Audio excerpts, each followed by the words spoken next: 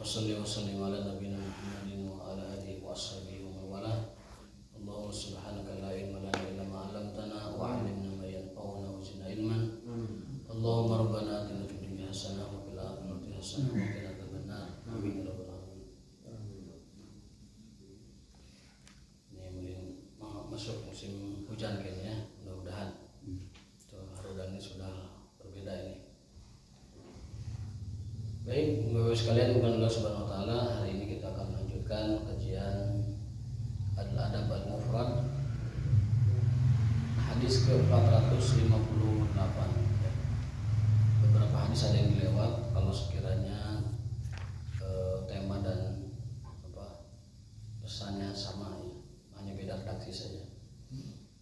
Hari ini adalah manittakhadhal ghurafa, bab tentang keutamaan jalan yang lebih jauh ke masjid. Bab tentang jalan yang lebih jauh ke masjid. Jadi bagi yang tempatnya itu paling jauh ke masjid itu patut disyukuri, karena ternyata itu lebih afdol. Kadang ada yang sengaja supaya sampai ke masjidnya lama, muter-muter dulu, ngajakan muter supaya langkahnya lebih banyak ke masjid. Orang kan pada deket-deket. Itu keutamanya. Apa motivasi Nabi SAW kepada orang yang memperbanyak langkah ke masjid. Hadatsana Musa qala hadatsana Dhahhak bin Nibrasi Abu Al-Hasan an Sabit annahu kana ma'a Anas bizawiyati fawqa ghurfatin lahu fasami'a al-adhana fanazala wa nazaltu faqaraba fil khuta فقال كنت مع زيد بن ثابت فمشى بي هذه المشية وقال أتدري لما فعلت بك فإن النبي صلى الله عليه وسلم مشى بي هذه المشية وقال أتدري لما مشيت بك قلت الله ورسوله أعلم قال ليقصر عدد الخطانا في طلب الصلاة. Ini hadis dari sahabat Anas radhiyallahu taala anhu, biografinya sudah sering kita ceritakan.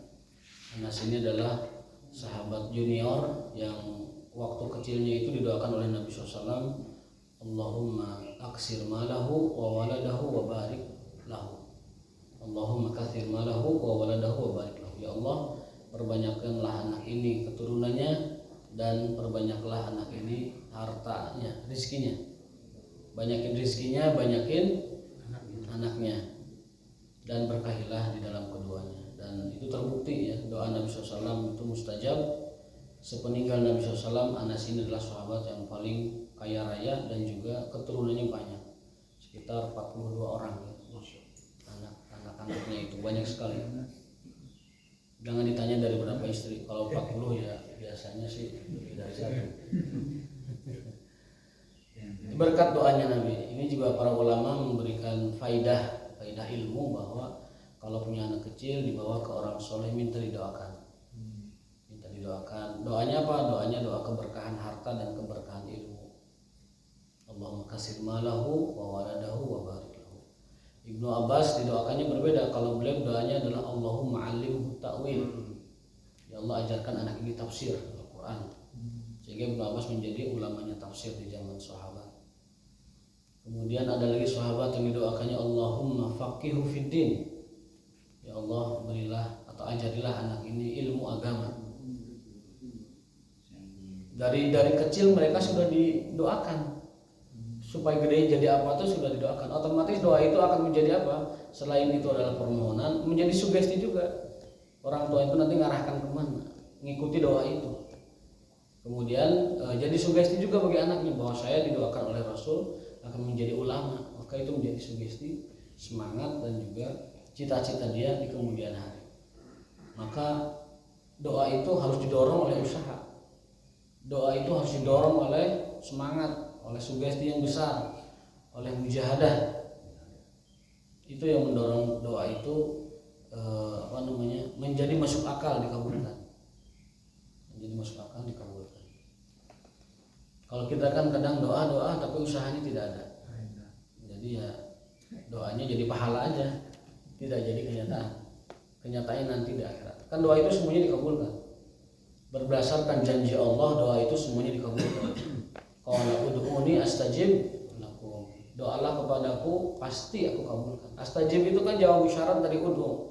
Dalam bahasa Arab kalau ada syarat dan jawab syarat itu nilainya pasti, kejadiannya pasti. Ayat itu ditafsirkan oleh Nabi SAW bahwa semua doa diijabah, hanya saja bentuk ijabahnya berbeda-beda. Ada yang diijabah langsung sesuai dengan permohonan, ada yang diijabah dalam bentuk dijauhkan dari musibah yang senilai dengan doanya itu yang dia minta. Ada yang dikabulkannya nanti di akhirat menjadi amal soleh. Ada yang diganti dengan yang lebih baik dari yang dia minta. Jadi ada 4 bentuk pengabulan doa. Dalam hadis Tirmidzi 3, dalam hadis lain satunya lagi, bahwa Allah SWT ketika dimintai doa itu pasti mengijabah.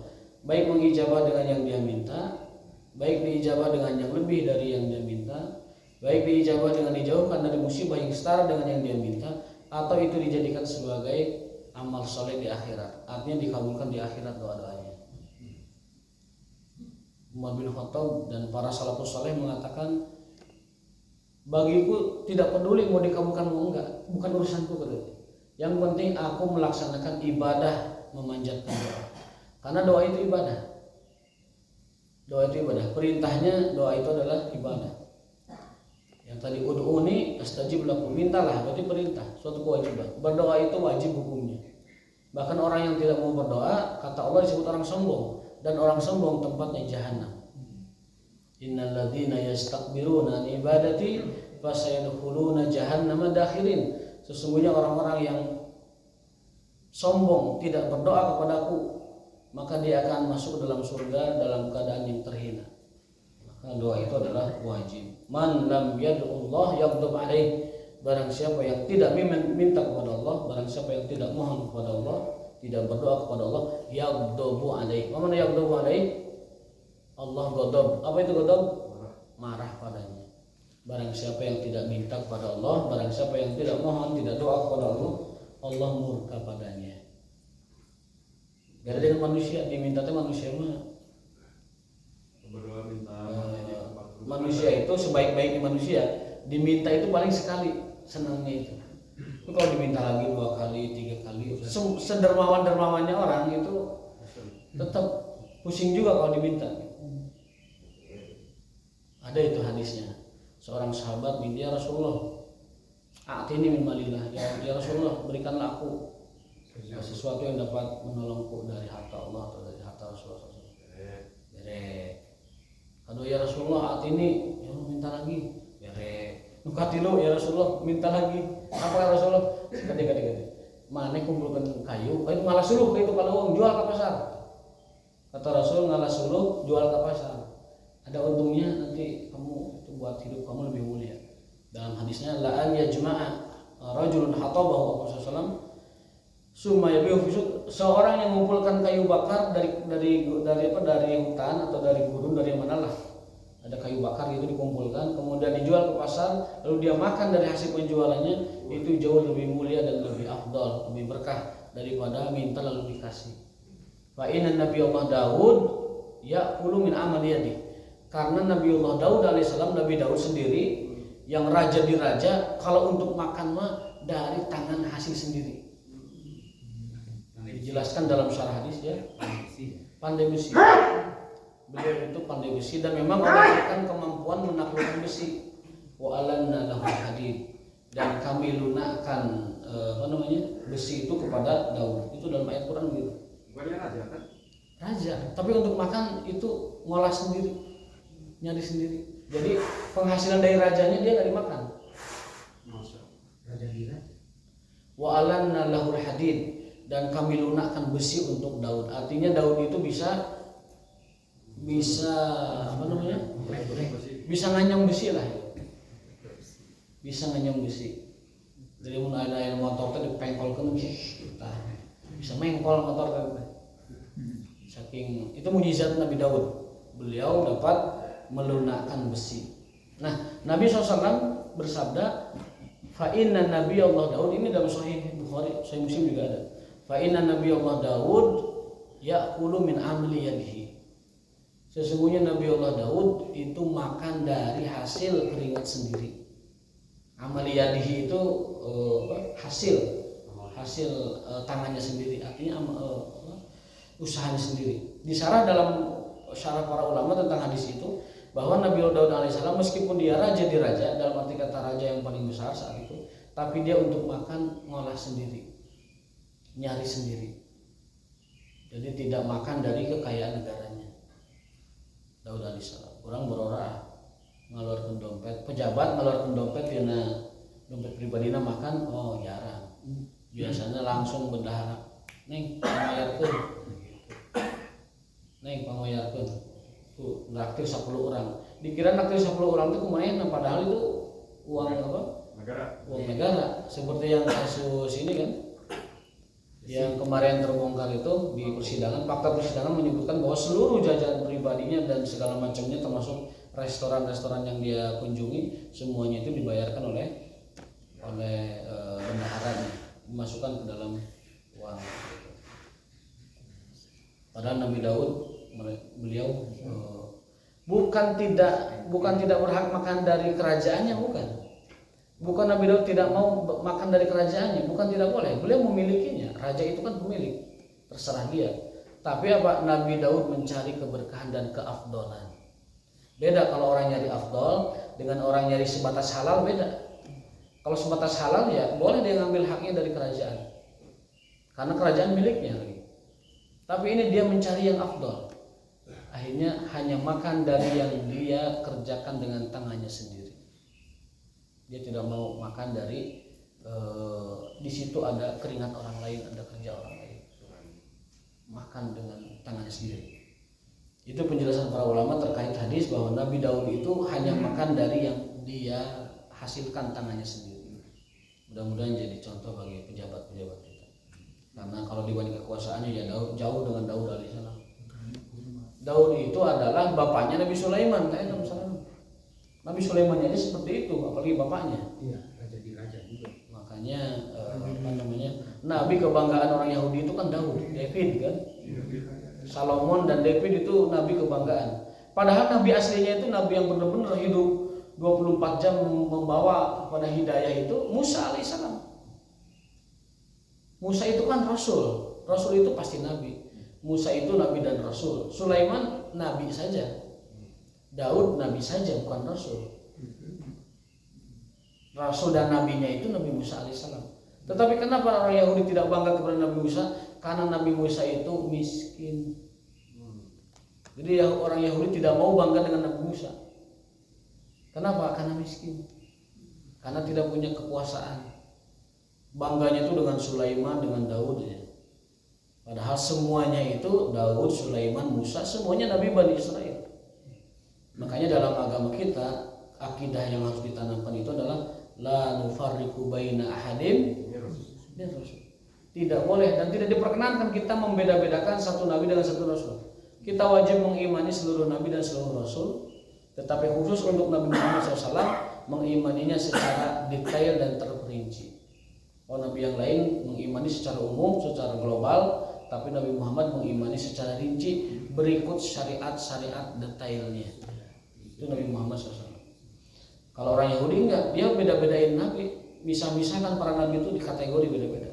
Nabi no miskin dari aku, Nabi no behar, Nabi no raja di aku. Makanya mereka bangganya hanya dengan Nabi Sulaiman dan Nabi Daud, tapi dengan yang lain dia tidak banggakan. Itu orang Yahudi kelakuannya begitu. Jadi bangganya karena berkuasa atau kaya, tapi yang tidak bangga, tidak kuasa, tidak kaya dia tidak banggakan. Nah, Anas ini ketika suatu hari ada di sebuah ruang fauqa ghurfatin lahu, di atas sebuah ruangan kamar ya. Fasami al-adzan, lalu mendengar adzan, fa nazala wa nazaltu, aku kata perawi itu turun dan dia pun turun. Anas turun, saya pun turun. Berarti ini rumah ada tangganya mungkin ya. Fa qaraba fil khuta, lalu dia qaraba, langkah nanti diperkecil gitu. Nah gitu. Qarabal khuta itu gitu. Langkah tuh bisa gini sebenarnya, tapi dua langkah dia, satu langkah dia buat dua. Nah gitu kan.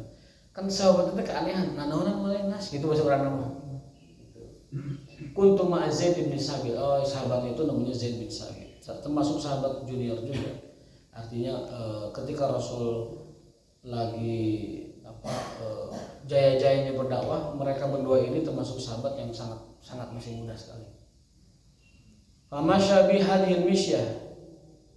Lalu Anas itu berjalan dengan tadi berjalan yang tadi yang pendek-pendek itu. Maqala atadri ma fa'atu bika. Tahu enggak kamu kenapa aku lakukan seperti ini? Fa inna Nabi sallallahu alaihi wasallam masya bihadhil misyah. Karena Nabi berjalan pun kalau mau sholat tuh begini jalannya. Mempersempit langkah, mengecilkan langkah. Pokoknya atadri lima masyita bik.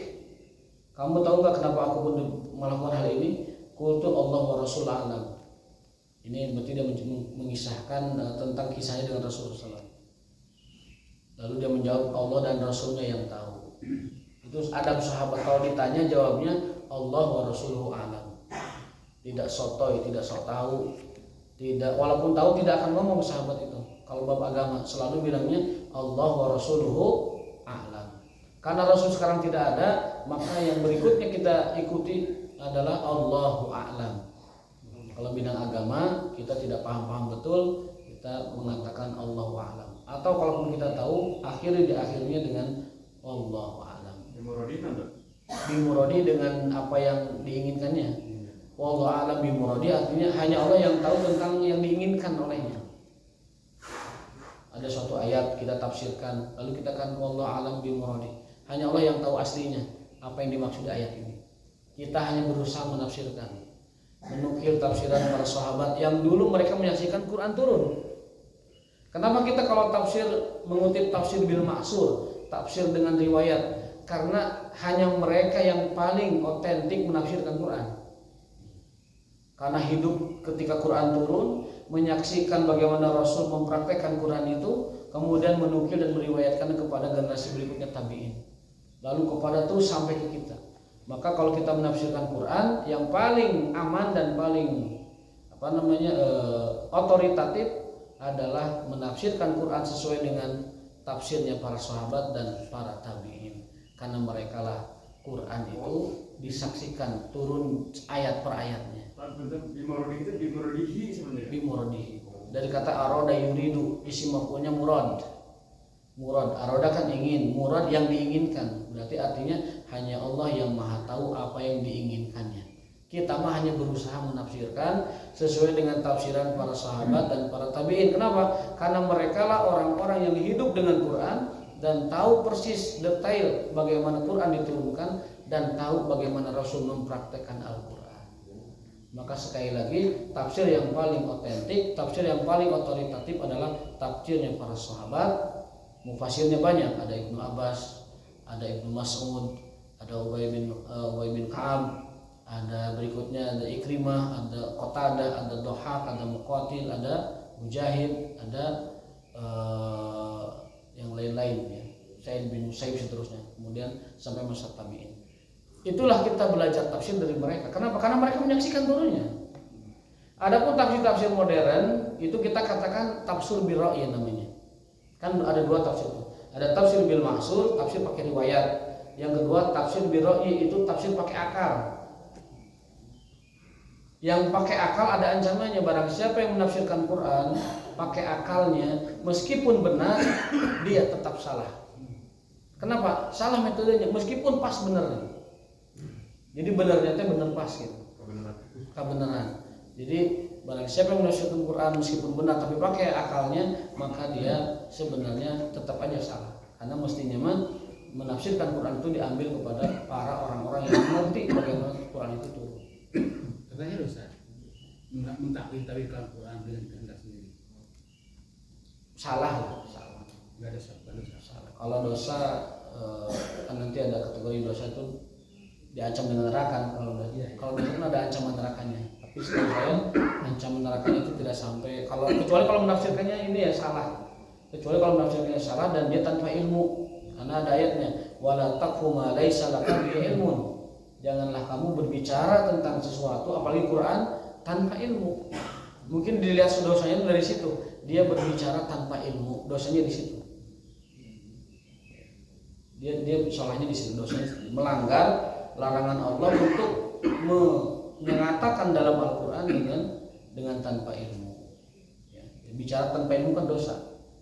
Bicara tanpa ilmu dosa. Tapi kalau kita menyalahkan orang bicara dengan akalnya dosa, itu saya tidak berani.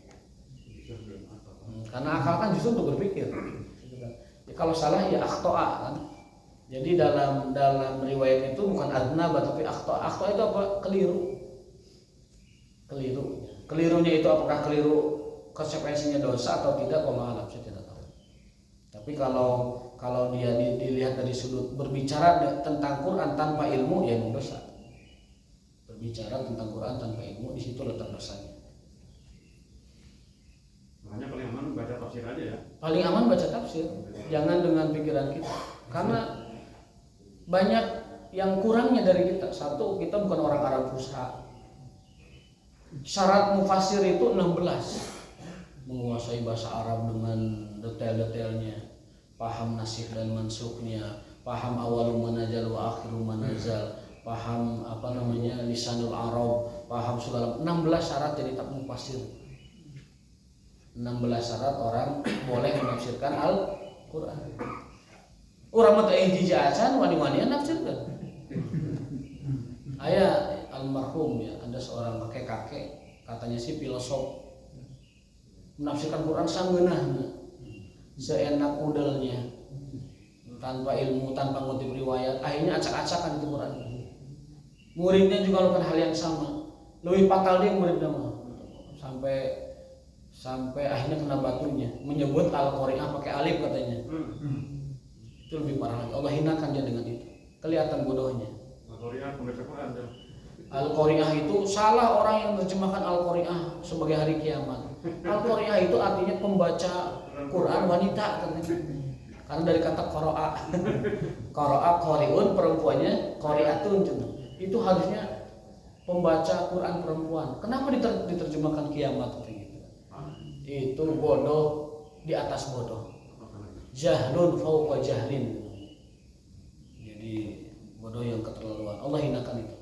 Nah, dengan kasus itu kan dia tidak muncul lagi. Kenapa? Karena malu sekali, bodoh sekali. Masa tidak tahu Al-Qari'ah dengan Al-Qari'ah, dengan alif dengan dengan ain, kan itu fatal sekali. Itu mah boro-boro boleh nafsirkan Quran. Ngaji can beres itu pasti nanti. Pasti can beres nanti. Nah, kembali ke tema tadi bahwa tafsir Quran yang paling otoritatif dan paling otentik adalah tafsir Qurannya para sahabat. Tentunya hadis Nabi, tapi kan tidak semua hadis Nabi menafsirkan Quran. Kita bisa lebih sistematis menafsirkan Quran dari sahabat. Ada Ibnu Abbas, ada Ibnu Mas'ud dan sebagainya. Menerjemahkan sama menafsirkan Berbeda. Menerjemahkan itu mengartikan. Kalau menafsirkan itu mendalami maknanya. Arahnya kemana? Contoh, ada ayat a'udzubillahi minasyaitonir rajim wa man lam yahkum bima anzalallahu fa ulaika humul kafirun. Barang siapa yang tidak berhukum dengan hukum Allah maka dia orang-orang kafir. Coba kalau pakai terjemah langsung jadi teroris hari itu dia. Kalau pakai terjemah langsung jadi teroris hari itu dia. Bisa mengkafirkan semua orang dan bisa membunuh semua orang yang berbeda dengan keyakinannya. Tapi kalau kita lihat tafsir tidak seperti itu. Itu ayat turun berkenaan dengan orang Yahudi zaman Bani Israel. Dan khitab ayat itu kepada orang Yahudi. Itu pertama. Tafsir Ibnu Abbas, tafsir sahabat. Yang kedua, yang dimaksud dengan tidak berhukum kepada hukum Allah itu ada rinciannya. Sampai ada 9 makna dari ayat itu. Satu, kalau dia ridho. Yang kedua, kalau dia ini, kalau dia ada apa syaratnya itu. Sampai akhirnya diputuskan dia itu bahwa mengingkari hukum Allah itu benar-benar disebut kafir itu kayak apa. Ada itu rinciannya. Coba kalau baca terjemahan langsung ekstrim orang itu. Maka kesalahan pertama memahami agama itu kalau dia memahaminya dengan pemahaman yang hanya terjemah saja. Punya Quran, punya terjemah dibaca langsung menghukumi. Oh jadi kafir gitu, PNS teh itu langsung pasti itu. Pasti dikafirkan PNS kemarin. Kenapa? Karena dia menerjemahkan saja. Orang yang tidak berhukum dengan hukum Allah maka dia adalah orang kafir. Padahal tidak begitu tafsirnya.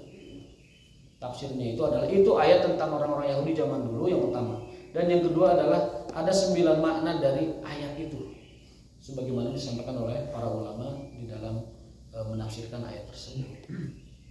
Dan masih banyak contohnya,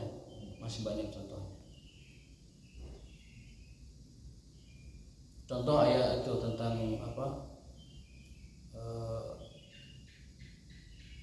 Al-Baqarah tentang memut'ah wanita itu ya. Kalau terjemah saja bisa-bisa ada mut'ah itu orang itu. Tahu-tahu kawin kontrak gitu. Padahal gitu ayat kan ada penjelasannya bahwa memut'ah wanita itu ada syaratnya. Boleh, 1, serahkan mas kawin, yang kedua walinya datangkan, yang ketiga ijab kabul yang benar. Itu ada rinciannya.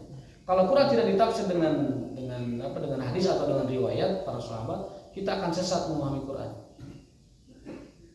Sholat saja di Quran 3 waktu kan? Ya. Dari mana tahunya Rasul 5 waktu? Jibril mengajari. Jam sekian Jibril sholat, Nabi ikut. Jam berikutnya lohor Jibril sholat, Nabi ikut. Jam 3 Jibril sholat, Nabi sholat. Sahih Bukhari kan begitu. Di dalam Sahih Bukhari Rasul mengatakan, aku mengikuti Jibril dalam pelajaran sholat. Jadi 5 waktu ini adalah kita dapatkan di hadis Rasul dengan Jibril. Bahasa orang kalau interaksi kita begini, loh kok Jibril sholatnya lohor sholat, jam 3 sholatnya asar sholat. Nabi tahu sholat itu dari malaikat Jibril 5 kali itu ya Pak. Cara melaksanakannya. Yang kedua wudu juga. Wudu kalau tidak ada pengajaran Jibril kepada Rasul langsung, itu kita tidak akan mendapat ilmu seperti ini. Cara wudu yang kita lakukan itu adalah cara wudu yang Rasul pelajari langsung dari malaikat Jibril alaihissalam. Jadi kalau masa sholat kan dari Allah langsung. Perintahnya. Nah, ketika ini apa tuh? Iya, perintahnya. Caranya dari mana? Detailnya dari mana? Allah itu kan mewajibkan 5 kali sholat, yang sebelumnya 50 jadi 5 kali. Tetapi teknis dan tata cara pelaksananya Rasul terima langsung dari Jibril. Di Sidratul Muntaha tidak diperlihatkan sujud kumaha, ruku kumaha, tidak. Perintah sholat saja. Ketika diturun ke bumi, Jibril memberi contoh. Subuh begini, lohar begini, jamnya segini. Kemudian wudu juga diajarkan. Makanya dalam Bulughul Maram syarahnya disebutkan ada 2 hal yang paling dicemburui oleh orang ahli kitab dari umat Islam. Ada 2 hal yang paling dicemburui, yang paling iri mereka kepada umat Islam. Apa? 1, kita punya assalamualaikum. Yang kedua, kita punya wudu. Itu yang membuat cemburu ahli kitab kepada umat Islam dalam syariatnya. Umat Islam punya wudu yang langsung diterima talaki Rasul dari Jibril alaihissalam. Dan yang kedua adalah assalamualaikum. Di orang Yahudi nggak ada assalamualaikum, adanya salam. Di Nasrani salam sejahtera. Nah di Islam itu ada assalamualaikum dan tidak bisa ditiru karena itu genuine dari Islam. Syariat asli itu assalamualaikum itu tidak dari siapa-siapa. Maka orang-orang ahli kitab merasa cemburu dan iri. Kita punya salam, kita punya wudu. Dan wudu adalah pembatas antara dimensi dunia seseorang dengan dimensi akhiratnya. Pintu gerbang menuju dimensi akhirat itu wudu. Dalam penjelasan hadis Syekh Al-Bassam atau Diul Ahkam Syarah Bulughul Maram itu begitu. Wudu adalah pembatas atau dinding pemisah antara dimensi duniawi dengan dimensi ukhrawi. Kenapa? Karena wudu memisahkan antara kondisi dia di dunia dengan persiapan dia sholat menuju Allah Subhanahu wa taala. Jadi makanya wudu itu afdoliyahnya besar sekali karena dia adalah diajarkan oleh malaikat langsung, yang kedua diiri oleh ahli kitab, yang ketiga adalah pemisah dimensi antara duniawi dengan dimensi ibadahnya akhirat pada Allah Subhanahu wa taala. Kalau sholat artinya apa? Sholat doa. Doa. Karena apa? Karena sholat isinya adalah doa-doa. Isinya doa-doa. Sholat secara bahasa artinya doa. Secara istilah yang dimulai dengan salam dan diakhiri, yang dimulai dengan takbir ihram dan diakhiri dengan salam. Jadi kembali ke tema tadi bahwa tafsir yang mesti kita pelajari kalau kita ingin belajar Al-Quran atau mendalami Al-Quran adalah tafsirnya para sahabat dan para tabi'in. Kalau tafsir modern bolehlah untuk menambah khazanah, menambah pendalaman mungkin. Ada Zilalul Quran, ada Al Azhar punya Buya Hamka, ada Al Misbah punya Profesor Quraisy Shihab, ada yang Hasbi Asidiki itu tafsir apa namanya? TB Hasbi Asidiki dulu ada. Saya lupa judulnya, itu ada juga. Tafsir itu kan katanya kata Abu menafsirkan Al-Quran itu Quran oleh Quran dan Quran oleh hadis. Maksudnya ya itu namanya tafsir bil ma'sur. Itu namanya tafsir bil ma'sur. Tafsir pakai riwayat itu yang pertama dengan Quran, lalu Quran oleh hadis. Kalau nggak ada Quran oleh asar, kalau nggak ada Quran oleh para tabi'in, para sahabat. Baru setelah itu kita menggunakan ra'yu kalau diperlukan. Yang namanya tafsir bil ma'sur itu adalah pertama kali tafsir Quran bil Quran, pasti itu. Yang menafsirkan seperti itu adalah Rasulullah SAW. Kemudian tafsir Quran dengan hadis, kemudian tafsir Quran dengan riwayat asar dan lain-lain sebagainya. Namun tadi saya sampaikan secara umum tafsir itu ada dua, ada bil ma'sur dengan bil ra'yi. Cuman kalau terlalu mendalam takutnya terlalu jauh di ilmu tafsir. Semester 2 itu. Semester 2. Seperti At-Tabari, tafsir Tabari itu tafsir Quran bil Quran. Ya, kalau tafsir Ibnu Katsir itu tafsir Quran bil hadis, bil riwayat. Itu kategorinya semua tafsir ma'sur. Tafsir bil ma'sur Tabari, Ibnu Katsir, Jami' Riwayatil Ahkam, Qurtubi ya. Kemudian tafsir Baidawi, kemudian tafsir As-Sa'di, itu semuanya bil ma'sur.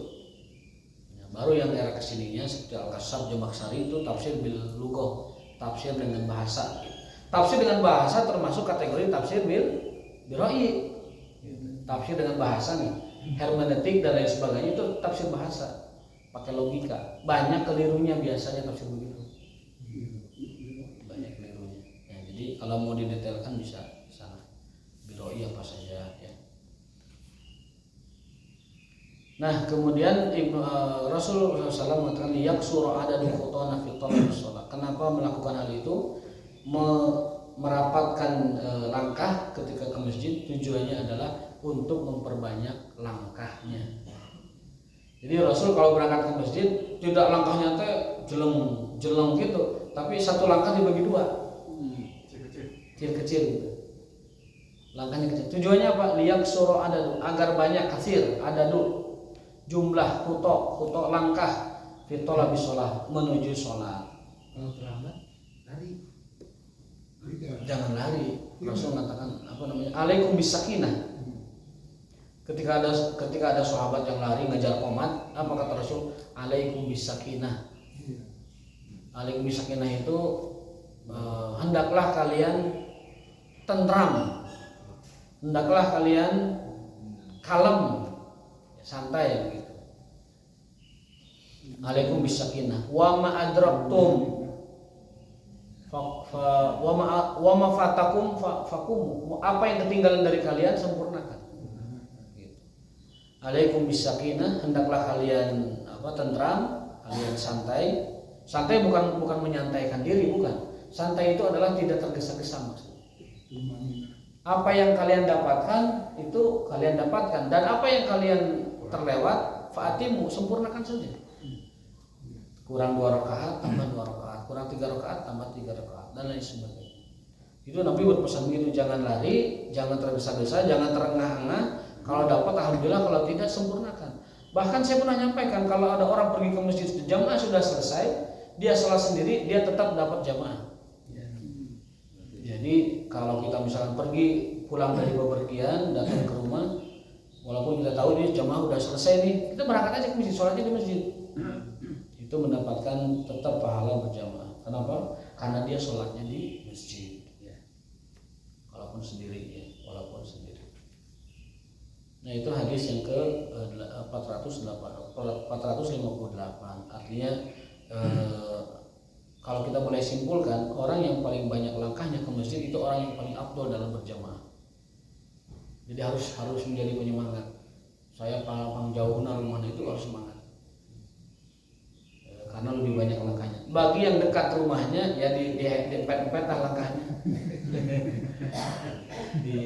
Diperkecil langkahnya, yang bisa jebra sameteran misalkan sekali ngalangkah jangan dibuat 2 atau 3 lah 20 cm, 30 cm, 30 cm. Karena untuk menyamai langkahnya orang yang jauh. Liak surah ada dukutona, memperbanyak ada jumlah untuk langkah fitola bisa untuk menuju sholat. Tapi kan ada ini juga yang ingin pindah rumahnya udah ke Mesir. Iya. Nah saya biar ini pindah aja jauh. Nah, kan dilarang. Balik. Kan dilarang. Jauh ke dekat. Dilarang nanti. Ada orang rumahnya jauh, pengen nyari rumah dekat masjid, oleh Nabi dilarang. Jangan, enggak apa di sana. Justru kamu lebih afdal kalau jauh, langkahnya lebih banyak. Jadi sahabatnya berbondong-bondong ingin rumahnya dekat masjid gitu. Kan biar mudah tadinya gitu kan. Oleh Nabi dilarang, jangan, udah sana aja tetap. Terus kalau yang dekat, Langkah kamu lebih banyak, lebih afdal gitu. kalau yang dekat masjid, Kalau yang dekat masjid caranya biar sama dengan yang itu, langkahnya diperkecil gitu. Dan boleh Bukan yang dekat masjid kemudian saya jauh ke masjid afdal, bukan. Itu yang jauh pengen dekat, tapi kata Nabi dilarang enggak. Yang udah jauh mah udah enggak apa-apa. Jadi ulah ngajakeun oge urang ngajauhan masjid ulah. Ya, bukan itu penafsirannya. Yang saya mah pengen beli rumah di ujung gang gitu kan. Khawatir malah sudah pindah rumah di ujung gang jatuh kan dulu itu. Ngalakui we ngopi gitu. Aduh, khawatir begitu. Jadi akhirnya bukan jadi ahli masjid, jadi ahli ngopi. Ini mah bagi yang sudah terlanjur qadarullah dia rumahnya di ujung gang, di ujung masjid, kata Rasul nggak usah ngabring ke masjid pindah, nggak usah, udah di sana aja tetap. Nanti hitungan sholatnya lebih afdal, lebih jauh kan gitu. Ya tujuannya Nabi ingin menghibur, nggak usah repot-repot pindah rumah, udah tetap di sana. Pahalanya lebih banyak karena langkahnya lebih banyak. Bagi yang dekat, nah ini solusinya ini, perkecil langkahnya. Nanti ujung ini jatuhnya sama. Yang ini langkahnya diperkecil, yang sana langkahnya lebih banyak kan begitu. kalau meliling, Silakan saja, ayo masih kabur sholatnya orang gitu. biar banyak langkah. Untuk kamar kasilah ini misalkan tak kaminya. Silahkan saja, ayo sholatnya kira-kira kabur rumah. Gitu. Kalau tidak kabur, nah itu baru pertimbangan kembali. Udah suruh belum ya? Udah. 2 menit. Baik, ya. Jadi itu penjelasan tentang keutamaan memperbanyak langkah ke masjid. Dalam hadis lain malah ada faedahnya, fadilahnya. Sering saya sampaikan juga. Tapi syaratnya wudunya di rumah ini mah. Barang siapa yang menyempurnakan wudu di rumahnya. Kemudian apa? Melangkah ke masjid. Maka kata Nabi SAW, untuk setiap langkahnya Allah angkat derajat di sisi Allah SWT. Allah hapus kesalahan. Lalu Allah berikan pahalanya dikali 10 kali lipat. Setiap langkah kita ke masjid, Allah angkat derajat, hapus kesalahan. Angkat derajat, hapus kesalahan. Angkat derajat, hapus kesalahan. Diberikan pahalanya juga dikali 10 kali lipat. Makanya sangat beruntung sekali langkah-langkah yang diarahkan menuju masjid. Basyiril masya'ina fi zalami ilal masajid. Nabi bersabda, beri kabarlah gembira orang-orang yang berjalan di gelap malam menuju sholat subuh dengan cahaya nanti di akhirat yang akan menerangi kehidupannya di akhirat. Jadi orang yang biasa menembus gelap menuju masjid itu nanti kelak akan Allah ganti dengan cahaya di akhiratnya. Cahaya di alam kubur. Akhirat itu kan dimulai dari alam kubur. Berarti itu cahaya di alam kuburnya, cahaya di padang mahsyarnya, cahaya di titian Shiratal Mustaqim sampai dia selamat ke surga. Itu keuntungan orang yang berjalan menembus malam, menembus gelap di sholat subuh. Barang siapa yang hadisnya begini, beri kabarlah orang-orang yang menembus gelap menuju sholat subuh, karena Allah sediakan cahaya nanti di akhirat. Dari mulai alam kubur sampai menuju surga itu Allah berikan cahaya penerang buat dia. Mudah-mudahan kita termasuk orang yang seperti ini. Amin ya rabbal alamin. Meskipun jalan ke masjid sudah terang, hadis itu tetap berlaku. Hadis tetap berlaku meskipun sudah tidak gelap lagi. Karena kita karena malam. Wallahu a'lam bishawab. Wa taufiqun illa billah. Subhanakallahumma wa bihamdika asyhadu an la ilaha illa anta astaghfiruka wa atubu ilaik. Assalamualaikum warahmatullahi wabarakatuh.